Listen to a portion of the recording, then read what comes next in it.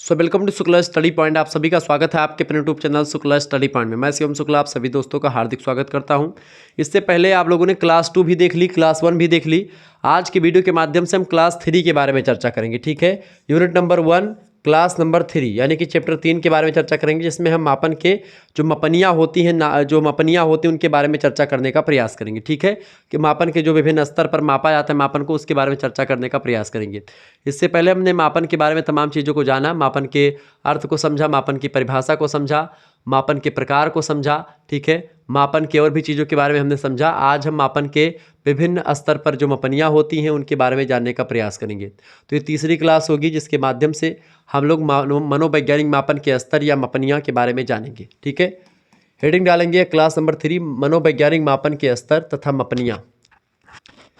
मनोवैज्ञानिक मापन में विभिन्न प्रदत्त माने आंकड़ा या डाटा जो जानकारी हमको मिली है उसको 4 स्तरों के अंतर्गत रखा जाता है। विषय सामग्री भौतिक हो या सामाजिक हो या मनोवैज्ञानिक हो, उनका मापन कई प्रकार से हो सकता है। निम्नतम स्तर के मापन में सुगमता अधिक होती, सुगमता माने सरलता से हम उसको जान लेते हैं, किंतु परिशुद्धता बहुत कम होती है निम्नतम स्तर के मापन में। ठीक है, जबकि उच्चतम स्तर के मापन में जटिलता अवश्य होगी किंतु वह माप अधिक परिशुद्ध होगा, एक्यूरेट होगा, निष्कर्ष प्रदान करेगा। अच्छा, मापन की परिशुद्धता उसके मापन स्तर तथा वैज्ञानिकता को दृष्टि में रखते हुए मापन के 4 स्तर या मपनियों का प्रयोग किया जाता है। मापन के स्तर बोलो, मापनियों के या मापन के मपनियाँ बोलो। ठीक है, तो मापन स्तर या मतलब मापन के स्तर की अगर बात की या मापन की शुद्धता को ध्यान में रखते हुए, वैज्ञानिकता को ध्यान में रखते हुए मापन को 4 स्तरों से हम देखते हैं। मापन की मनोवैज्ञानिक मापन की 4 मपनियाँ होती हैं। ठीक है, कौन कौन सी लिखेंगे? पहली जो स्केल होती है शाब्दिक स्तर यानी नॉमिनल लेवल। ठीक है, दूसरा होता है क्रमिक स्तर यानी जिसको आप ऑर्डिनल लेवल कहते हैं। तीसरा होता है आपका अंतराल स्तर यानी कि इंटरवल लेवल, और चौथा होता है अनुपात स्तर जिसको आप रेशियो लेवल कहते हैं। इन 4 तरीके से हम जो है मपनियों का प्रयोग करके इन 4 मपनियों का हम चीज़ों को जान पाते समझते हैं। प्रायः मापन प्रक्रिया में व्यक्तियों, वस्तुओं, निरीक्षणों, घटनाओं, विशेषताओं व प्रतिक्रियाओं को मात्रात्मक यानी क्वांटिटिव या आंशिक यानी कि न्यूमेरिकल्स के रूप में मतलब कि जो है न्यूमेरिकल्स के रूप में हम लोग देखते हैं। ठीक है, आंकिक तौर पर प्रायः प्रत्येक मपनी या स्तर के अपने अपने नियम होते हैं, अपनी अपनी विशेषताएं होती हैं, अपनी अपनी सीमाएं होती हैं और अपनी अपनी एक प्रकार से चीज़ें होती हैं। सांख्यिकीय विधियां भी अपनी अपनी होती हैं। ठीक है, तो पहला जो मपनी है वो कौन सी है भाई? स्केल, नॉमिनल स्केल जिसको आप बोलते हैं। ठीक है,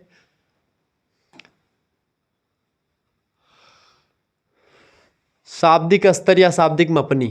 हेडिंग डालेंगे शाब्दिक स्तर या शाब्दिक मपनी। पहली मपनी मनोवैज्ञानिक मापन का यह सबसे निम्न स्तर है। सबसे निम्न माने कि सबसे निम्न स्तर है। इसकी पहचान मतलब कि ये जो है एक प्रकार सबसे छोटा या सबसे निम्न कहा जा सकता है।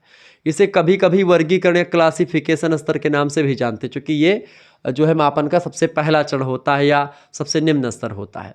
मापन की इस सरलतम मापनी में वस्तुओं अथवा घटनाओं को किसी गुण या विशेषताओं के आधार पर अलग अलग समूहों में या अलग अलग ग्रुप में, अलग अलग वर्गों में बांट लेते हैं। ठीक है, तथा प्रत्येक व्यक्ति या समूह की पहचान के लिए उसमें कोई अमुक नाम यानी कि कोई संख्या या चिन्ह कोई या कोड दे दिया था जिसको आप संकेतीकरण कहते हैं। तो उसको नाम दे दिया था कि भाई ये वर्ग इस टाइप का ABCD कुछ भी आप करते हैं। अतएव एक समूह में शामिल समस्त पदार्थ आपस में समान तथा अन्य समूह के प्रत्येक पदार्थ से बिल्कुल भी भिन्न होते हैं। यानी एक वर्ग में जो A वर्ग में होंगे उनकी सभी की क्वालिटी या सभी की विशेषताएं, सभी के व्यवहार सेम होंगे। दूसरी यानी B वाले में जो होंगे उनकी परस्पर सेम होगी, और जो C में होंगे उनकी भी सेम होगी। लेकिन A और B की जो एक प्रकार से विशेषताएं हैं वो बिल्कुल अलग होंगी। B और C की विशेषताएं बिल्कुल अलग होंगी। C और A की अलग होंगी। ठीक है, C और B की अलग होंगी। इस तरीके से एक दूसरे की विशेषताएं तो अलग होंगी वर्गों में, लेकिन एक ही वर्ग में हर एक व्यक्ति की विशेषताएं सेम ही होंगी। उन्हीं विशेषताओं के आधार पर, उन्हीं क्वालिटीज़ के आधार पर उनको उस वर्ग में रखा जाता है। अतएव एक समूह में शामिल सदस्य पदार्थ आपस में समान अथवा अन्य समूहों के प्रत्येक पदार्थ से भिन्न होते हैं। व्यक्तियों को लिंग के आधार पर स्त्रियों तथा पुरुषों में, रंग के आधार पर काले और गोरे में, निवास के आधार पर काले तथा गोरे में, इस तरीके से आप बांट सकते हैं ना तमाम प्रकार के भी, कि भाई यहाँ पर रहते हैं इस अकॉर्डिंग, या फिर महिला है पुरुष है तो महिला का अलग वर्ग है, पुरुष का अलग वर्ग है, कालों का अलग वर्ग, गोरों का अलग वर्ग, इस तरीके से। निवास के आधार पर कोई भी शहरी रहता है, कोई ग्रामीण है, तो इस तरीके से हम बांट करके पढ़ते हैं। जैसे कि हम जनगणना करेंगे तो शहरी और ग्रामीण जनसंख्या का अलग अलग जो चीज़ों को देखेंगे, मापेंगे, ठीक है। ऐसे ही पेशे के आधार पर हम देखते हैं, कोई व्यापारी है, कोई नौकरी कर रहा है तो व्यापारी को अलग रखेंगे, नौकरी करने वाले को अलग रखेंगे। वर्गों में भी विभक्त किया जा सकता है। चूँकि यह एक निम्न स्तरीय मापनी है, अतः मनोवैज्ञानिक तथ्यों के मापन में इसका प्रयोग बहुत ही कम मात्रा में मनोवैज्ञानिक करते हैं, चूँकि ये एक निम्न स्तर की मापनी है। इस प्रकार के मापन में केवल गणना यानी काउंटिंग ही संभव है, यानी खासकर जनगणना के लिए इस प्रकार की मापनी का प्रयोग प्रायः किया जाता है, ठीक है। ये बात आप ध्यान रखेंगे। प्रत्येक समूह में सम्मिलित व्यक्तियों की केवल गिनती की जा सकती है इसके माध्यम से, इसलिए उनमें आंतरिक जो है सजातीयता पाई जाती है। यानी कि जो आंतरिक सजातीयता मतलब होता है कि जो उस वर्ग में है, जैसे कि जो काले हैं उनकी सभी की क्वालिटी एक ही है, जो गोरे हैं उनकी क्वालिटी एक ही है। महिला पुरुष के हिसाब से बांट दिया गया तो उनकी क्वालिटी सेम होती है, उसके अकॉर्डिंग बांट देते हैं, कुछ क्वालिटी को ध्यान में रख करके, ठीक है। तो पहली मापनी हो गई ये आपकी, ठीक है, नामित मापनी। दूसरी होती क्रमिक मापनी, ठीक है। पहली कौन सी हो गई आपकी? नामित मापनी। नामित मापनी में आपने देखा भाई कि क्या होता है, नामित मापनी हो गई आपकी, ठीक है, जिसको आप शाब्दिक स्तर या फिर नामित मापनी कहते हैं या शाब्दिक मापनी कहते हैं। दूसरा होता है आपका, दूसरी मापनी भैया क्रमिक स्तर या फिर क्रमिक मापनी, ठीक है, ऑर्डिनल लेवल या ओरिजिनल स्केल, ठीक है।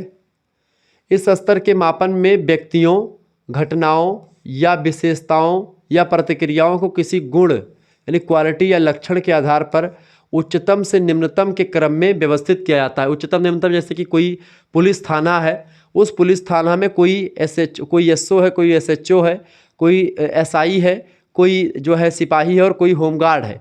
इस तरीके से उच्चता से निम्नता की ओर एक प्रकार से ये बांटना, ठीक है, और इस बांट करके पढ़ना उसको, ठीक है, क्रम से व्यवस्थित किया जाता है। प्रत्येक वस्तु आदि को एक क्रम सूचक अंक, मतलब कि प्रत्येक वस्तु को एक क्रम सूचक अंक प्रदान किया जाता है। उदाहरण के रूप में जब हम किसी कॉलेज की अमुक कक्षा के पत्रों को या जो है छात्रों को परीक्षा प्राप्तांकों के आधार पर प्रथम श्रेणी, द्वितीय श्रेणी, तृतीय श्रेणी आदि क्रम लेते हैं तो ये क्रमिक मापनी के द्वारा होता है कि फर्स्ट डिवीजन, सेकंड डिवीजन या थर्ड डिवीजन। खिलाड़ियों को पुरस्कार प्रदान करते हैं फर्स्ट डिवीज़न, सेकंड, थर्ड, इस तरीके से घुड़दौड़ करवाते हैं, ऐसे में कौन फर्स्ट आया, सेकंड आया, ठीक है। इस प्रकार की मापनी के प्रयोग में क्रम देने के लिए प्रायः दो विधियों का प्रयोग करते हैं या दो विधियां प्रचलित होती हैं। एक होती जो है आपकी पंक्ति क्रम विधि और एक होती युग्म तुलना विधि। पंक्ति क्रम विधि एक सीधी विधि है, पंक्ति क्रम विधि, जिसमें वस्तुओं आदि को कोटि क्रम के अनुसार कर लिया जाता है। दूसरी होती है युग्म तुलना विधि। युग्म तुलना विधि वह विधि है जिसमें समूह के समस्त सदस्यों का श्रृंखला के समस्त पदार्थों की युग्म या जोड़ों में तुलना करी जाती है। इससे अत्यधिक परिशुद्ध, विश्वसनीय और वैज्ञानिक पद्धति नहीं समझा जा सकता।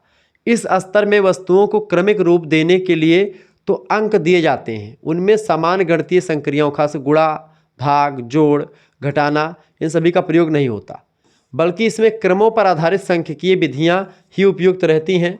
इस क्रम सूचक अंकों से मध्यांक यानी मीडियन, शतांशीय मान जिसको आप जो है शतांशीय मान कहते हैं, परसेंटाइल जिसको आप कहते हैं, क्रमबद्ध सहसंबंध गुणांक जिसको आप पी कहते हैं, उनकी गणना संभव होती है, यानी कि मध्यांक वगैरह निकाल करके उसको फिट करते हैं, जिसमें मनोवैज्ञानिक तथ्यों के वर्णन में सहायता मिलती है। यह हम अपनी दो व्यक्तियों के मध्य अंतर को बताती है, यानी दो व्यक्तियों के बीच में क्या डिफरेंस है उसको बारे में बताती है, किंतु उनके द्वारा यह ज्ञान ज्ञात नहीं हो पाता कि दो व्यक्तियों के मध्य वास्तविक अंतर कितना है। यानी अंतर तो बताती है लेकिन कितना अंतर है, हाउ मच वाला नहीं बताता है।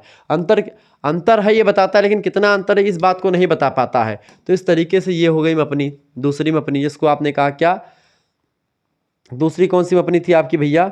दूसरी मपनी थी आपकी जो है क्रमिक स्तर पर मपनी या क्रमिक मपनी या फिर स्तर मपनी, ठीक है, क्रमिक स्तर या इसी क्रमिक मपनी।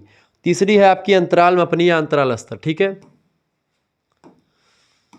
तीसरी आपकी अंतराल स्तर या अंतराल मपनी, ठीक है। इंटरवल स्केल मापन के तृतीय स्तर में क्रमिक स्तर की समस्त विशेषताएं निहित हैं, इसमें दो वस्तुएं, व्यक्तियों या वर्गों के बीच की दूरी या अंतर को अंकों के माध्यम से ज्ञात किया जाता है तथा प्रत्येक अंक का अंतर या दूरी समान होती है, किंतु इसमें यह ज्ञात नहीं होता कि उसमें से कोई भी अंक शून्य से कितनी दूर है, क्योंकि इसमें वास्तविक शून्य यानी पॉइंट बिंदु नहीं पाया जाता, यानी कि एग्जैक्ट जीरो नहीं होता है। अतएव सम दूरी पर व्यवस्थित अंक ही इस मपनी का स्थिर इकाई होता है। इसकी गणितीय संक्रियाओं से हम केवल अंकों को जोड़ या घटा सकते हैं। इसकी सबसे प्रमुख कमी यह है कि इसमें वास्तविक शून्य बिंदु नहीं होता। अतएव इस मपनी के द्वारा सापेक्षिक मान यानी रिलेटिव मेजरमेंट तो संभव है, निरपेक्ष मापक बिल्कुल संभव नहीं होता। निरपेक्ष मापन, एब्सोल्यूट मापन इसमें नहीं हो पाता। यह सत्य हो सकता है कि एक छात्र किसी परीक्षण में शून्य प्राप्तांक हासिल करता है, इससे यह अभिप्राय नहीं है कि वह छात्र उस विषय में कुछ भी ज्ञान नहीं रखता। ठीक है, बच्चा शून्य नंबर जरूर पा गया, लेकिन उस विषय के बारे में अगर आप ये कहें कि उस विषय के बारे में उस बच्चे को कोई ज्ञान ही नहीं है, तो ये गलत होगा। यानी उस बच्चे को भले ही उस विषय में शून्य नंबर मिला हो, लेकिन उस विषय के बारे में उसको जानकारी जरूर थोड़ी बहुत है। वर्ष, महीना, सप्ताह, घंटा, मिनट आदि भी अंतराल मपनी के उदाहरण हैं। इस मपनी के प्रयोग से जो अंक या संख्या प्राप्त होती है, उनसे अनेक भांति की सांख्यिकीय गणनाएं होती हैं। जैसे कि इसमें आप देखते हैं मध्यमान हो गया, मानक विचलन हो गया, इन सभी को आप संभव बना पाते हैं। तो ये हो गया आपका मपनी। ठीक है, अंतराल मपनी।